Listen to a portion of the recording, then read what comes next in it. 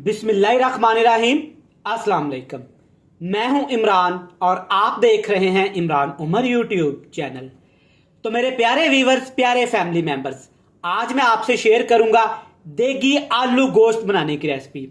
आज मैं आपको सिखाऊंगा कि आप किस तरह घर में सिर्फ 1 किलो गोश्त से देगी आलू गोश्त तैयार कर सकते हैं। बिल्कुल देग का टेस्ट आएगा, खाने वाला पहचान ही नहीं पाएगा कि ये देगी आलू गोश्त घर में बनाया गया है या कि देग से मंगवाया गया है। बिल्कुल सादा और आसान तरीके से बनाएंगे, जैसा कि गांव में देहात में मट्टी की हांडी में तैयार किया जाता है। गोश्त हमारा बिल्कुल मक्खन की तरह नरम और मुलायम बनेगा, आलू कमाल के बनेंगे। तो चलें जनाब, फटाफट से चलते हैं किचन में और बनाते हैं बिल्कुल देसी और सादा तरीके से ये मजेदार देगी आलू गोश्त की रेसिपी। तो चलिए जी, बिस्मिल्लाहिर्रहमानिर्रहीम। ये मजेदार रवायती आलू गोश्त बनाने के लिए यहाँ पे मैंने लिया है मिट्टी की हांडी, और मिट्टी की हांडी में आपने तकरीबन 1 गिलास पानी शामिल कर लेना है। अब इसमें डालेंगे बीफ।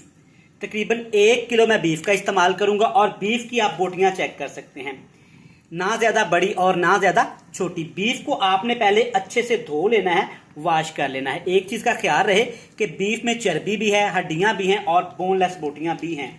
सेम रेसिपी आप मटन के साथ भी बना सकते हैं और चिकन के साथ भी बना सकते हैं, लेकिन बीफ से ये रेसिपी ज्यादा मजे की बनती है। बिल्कुल सादा, आसान और देसी तरीके से बनाएंगे। इंशाल्लाह ताला आपको देग का जायका आज घर में मिलने वाला है। 1 केजी मैंने इसमें बीफ शामिल कर दिया। अब बारी है इसमें आलू शामिल करने की। 1 केजी बीफ में तकरीबन 1 पाव 250 ग्राम आलू शामिल करेंगे, और आलू आप चेक कर लें, इस साइज के आपने आलू काट लेने हैं। कह लें कि इस रेसिपी की स्पेशल चीज ये है कि बीफ की बोटियां आपने थोड़ी सी छोटी रखवानी है और आपने आलू थोड़े से बड़े बड़े रखने हैं। इससे क्या होगा कि जब आलू बीफ के अंदर पकेंगे, यखनी का सारा टेस्ट आलूओं के अंदर आ जाएगा, जिससे आलूओं का टेस्ट बहुत ज्यादा बढ़ जाएगा। अब बात करते हैं जी मसालों की। इस रेसिपी में मसाले बहुत अहम चीज हैं, यही मसाले आपने शामिल करने हैं। मसालों की बात करते हैं। सबसे पहले इसमें जाएगा कुटा हुआ अदरक और लहसुन, साथ में 3 से 4 सब्ज मिर्ची, 2 बड़े साइज के टमाटर, बिल्कुल आपने पेस्ट बना लेना है, 1 तेज पत्ता, 2 बड़ी इलायची, 2 छोटी इलायची, 3 से 4 लौंग, और एक छोटा सा टुकड़ा यहाँ पे है दालचीनी का। साथ में हस्बे जरूरत नमक, हल्दी पाउडर, कुटी हुई लाल मिर्च और लाल मिर्च का पाउडर टेस्ट के हिसाब से, थोड़ा सा यहाँ पे मेरे पास गरम मसाला पाउडर, 1 चुटकी यहाँ पे है मेरे पास काली मिर्च का पाउडर, प्याज 2 से 3। सारे मसाले आपने इकट्ठे इसमें शामिल कर देना है, कोई मसले वाली बात नहीं है। इस तरीके से बनाएंगे तो सेम देग का टेस्ट आपको घर में मिलेगा। अब इसमें कुछ लोग ऑयल शामिल करते हैं, कुछ घी शामिल करते हैं, जैसे आपकी मर्जी। तकरीबन आपने 3 से 4 खाने के चम्मच इसमें कुकिंग ऑयल शामिल कर देना है। कुकिंग ऑयल या घी आपने बिल्कुल कम शामिल करना है, क्योंकि हमने इसमें चर्बी का इस्तेमाल किया है, तो उससे भी ज्यादा ऑयल बनेगा। इन तमाम चीजों को अब आपने अच्छे से एक दफा ऐसे सेट कर लेना है, कोई मसला नहीं। जैसे जैसे ये पकेंगी खुद ब खुद सेट होती जाएंगी, कोई मसले वाली बात नहीं।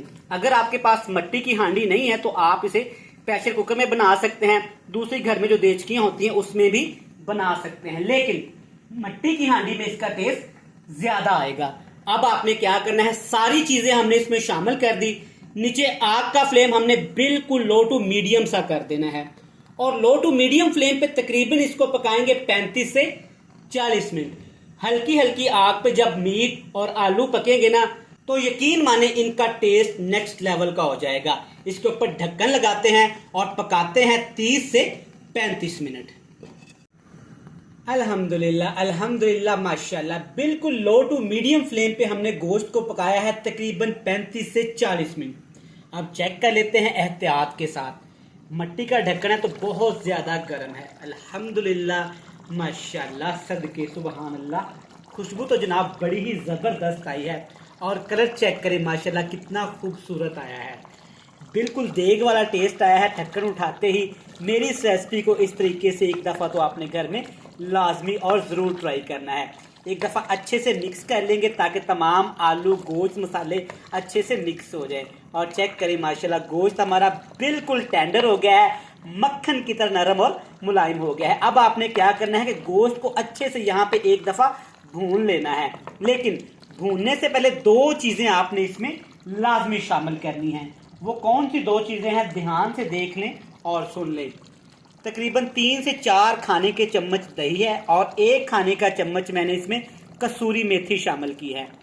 कसूरी मेथी दही में शामिल करके तकरीबन आपने आधे घंटे पहले रख देनी है, ताकि कसूरी मेथी दही के अंदर अच्छे से फूल जाए और इसका अच्छा सा टेस्ट बन जाए। इससे क्या होगा कि हमारे देगी आलू गोश्त का टेस्ट बहुत ज़्यादा बढ़ जाएगा और खुशबू जनाब 2 से 3 महलों तक तो लाजमी जाने वाली है। अच्छे से मिक्स करेंगे। अगर अभी तक आपने अपने भाई इमरान उमर के चैनल को ज्वाइन नहीं किया तो जनाब एक ही रिक्वेस्ट है, चैनल को सब्सक्राइब कर लें, बेल आइकन को प्रेस कर दें, फ्रेंड्स एंड फैमिली मेंबर के साथ शेयर कर दें।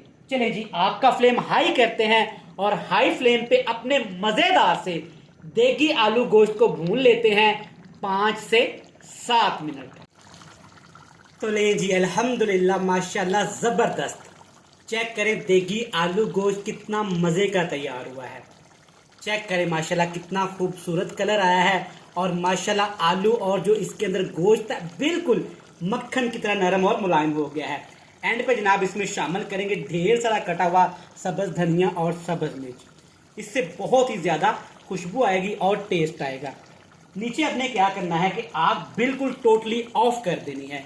मिट्टी का बर्तन है तो मिट्टी के बर्तन में तकरीबन आग बंद करने के बाद भी 5 से 7 मिनट सालन हमारा पकता रहेगा।